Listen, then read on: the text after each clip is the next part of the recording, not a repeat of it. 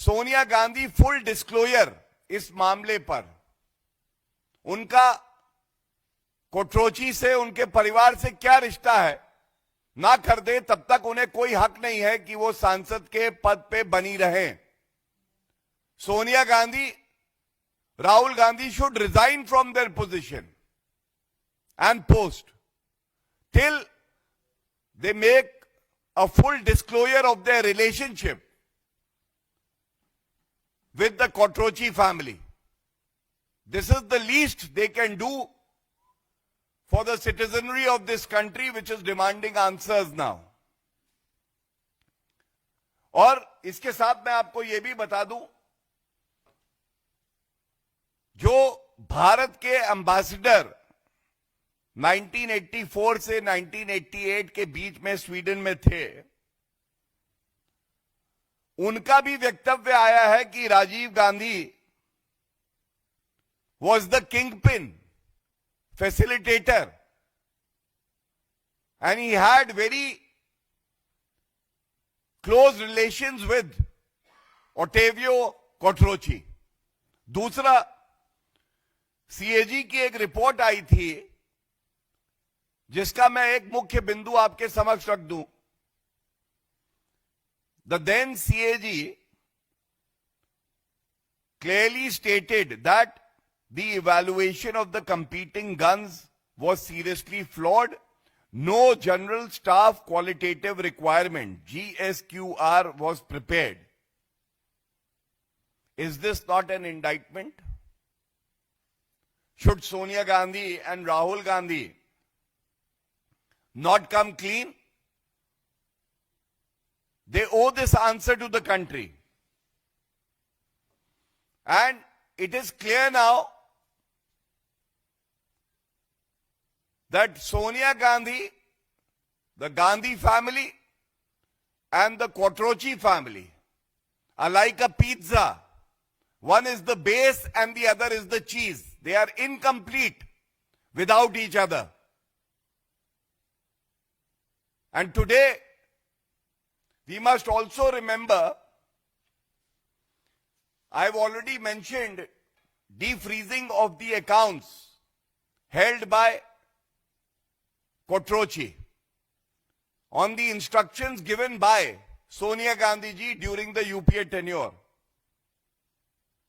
It is also important that the Congress government then allowed Mr. Kotrochi to escape. And the reason is very evident,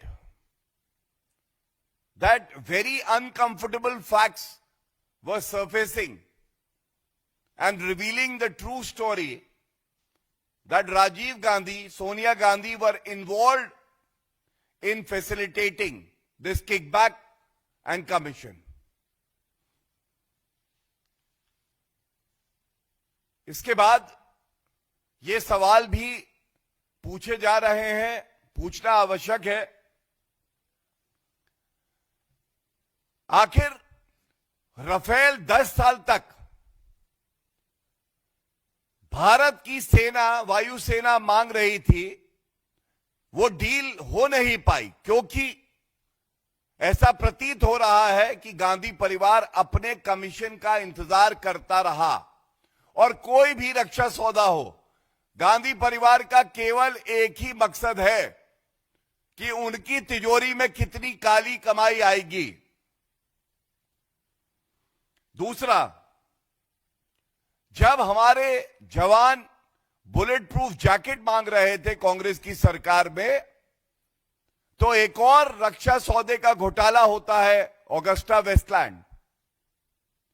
तब सोनिया गांधी अपने लिए VVIP chopper की व्यवस्था कर रही थी और हमारे देश के जवान अपनी जान पे खेल के देश की रक्षा कर रहे थे. उनके पास बुलेट प्रूफ जैकेट नहीं थी. जो मोदी जी की सरकार आई तो 2,30,000 बुलेट प्रूफ जैकेट सुनिश्चित करवाई गई, भारतीय सेना को दी गई, जवानों को दी गई. तो क्या यह कमीशन खोरी की वजह से ही हर रक्षा सौदे में देरी होती थी? और सबसे महत्वपूर्ण बात यह है उस समय में बताते हैं ये करीब 1500 करोड़ से लेके 2000 करोड़ का घोटाला था। तो कितनी कमीशन राजीव गांधी, सोनिया गांधी ने अपने निजी खर्चे के लिए ली है, यह कहना गलत नहीं होगा। यह रिश्ता क्या कहलाता है नकली गांधी परिवार में और कोटरोची के परिवार में, यह बार बार पूछा जाएगा। और जैसा मैंने कहा कि सोनिया गांधी जी और राहुल गांधी को अपने सभी पदों से इस्तीफा देके वॉलंटरली एक फुल डिस्क्लोजर इस अहम मुद्दे पे करना चाहिए, क्योंकि देश की जनता आज ये मानती है कि सबसे भ्रष्टाचारी परिवार अगर पूरे विश्व में कोई है तो वो गांधी परिवार है। क्योंकि सोनिया गांधी भी बेल पे बाहर है भ्रष्टाचार के आरोप में, राहुल गांधी भी, और साथ में उनके दामाद जी भी। और मल्लिकार्जुन खड़गे जी से आज एक सवाल ये जरूर पूछेंगे, जब हम देश की सुरक्षा की बात कर रहे हैं तो आज कांग्रेस पार्टी, मल्लिकार्जुन खड़गे देश के साथ खड़े हैं, देश की सेना के साथ खड़े हैं, या भ्रष्टाचारी सोनिया गांधी और राहुल गांधी के साथ खड़े रहेंगे और उनका बचाव करेंगे? हमारा यह मानना है नेता किसी भी दल का क्यों ना हो, वो सबसे पहले देश के साथ खड़ा होगा। और अगर ये सही है तो जो मांग हमने उठाई है, मल्लिकार्जुन खड़गे जी को सुनिश्चित करना चाहिए कि सोनिया गांधी इस्तीफा दे, राहुल गांधी इस्तीफा दे नेता प्रतिपक्ष की पद से, और उसके बाद फुल डिस्क्लोजर भारत की जनता के सामने हो। और अगर ऐसा नहीं होता तो यह माना जाएगा रिमोट कंट्रोल के अध्यक्ष में रीढ़ की हड्डी नहीं है कि वो गांधी परिवार से ये अहम सवाल पूछे और उनको विवश करे कि वो भारत की जनता को इन सभी प्रश्नों का उत्तर दे। बहुत बहुत धन्यवाद। If there are any questions on this subject, I would like to take them first. Any questions? Okay. So then you can ask me other questions if you have.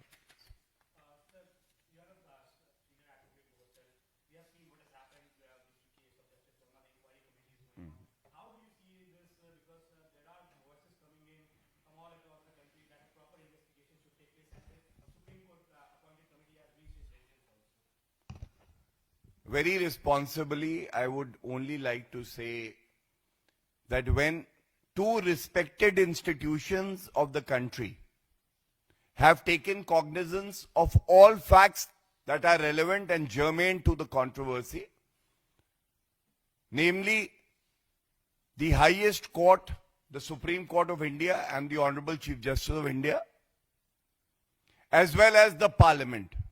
Yesterday, there was a statement made by the chairman of the Upper House, Council of States as well.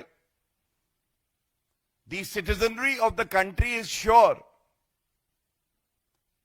that corruption has no place in the country and no constitutional authority is above the law of the country and the constitution of the country, which the person solemnly resolves to uphold.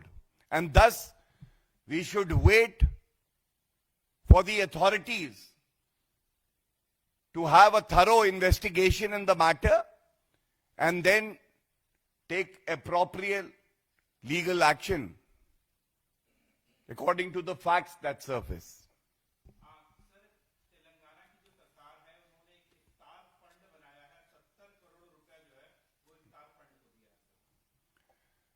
देखिए, Congress party हो,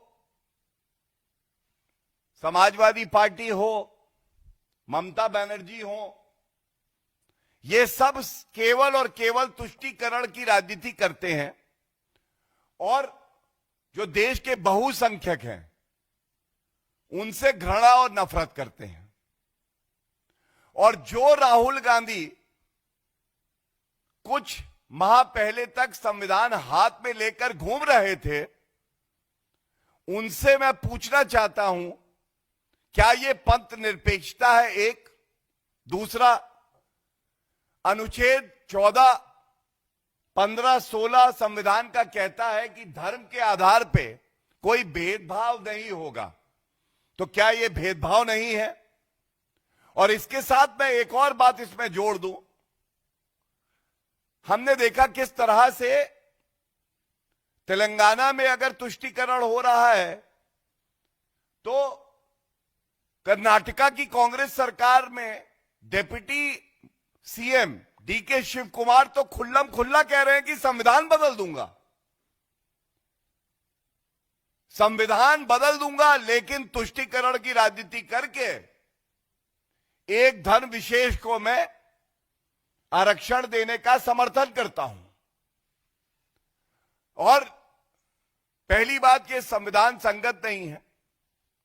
दूसरी बात, संविधान निर्माताओं ने जब इस विषय पर चर्चा करी, तो चाहे डॉक्टर बी.आर. अंबेडकर साहब हो, चाहे सरदार पटेल जी हो, उन्होंने बिल्कुल स्पष्टता से कहा कि अगर धर्म के आधार पर आप आरक्षण की मांग करते हो तो आपकी जगह भारत में नहीं है, पाकिस्तान में है।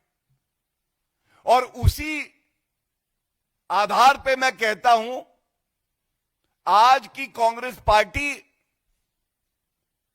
ये भारत की पार्टी नहीं है, ये जिन्ना की पार्टी है। और जिसको धर्म के आधार पर भेदभाव करना है, संविधान को तार-तार करना है और बदलने की बात करनी है, जैसा सरदार पटेल जी ने कहा, इन सबको अपना बोरिया बिस्तर लपेटकर पाकिस्तान चले जाना चाहिए।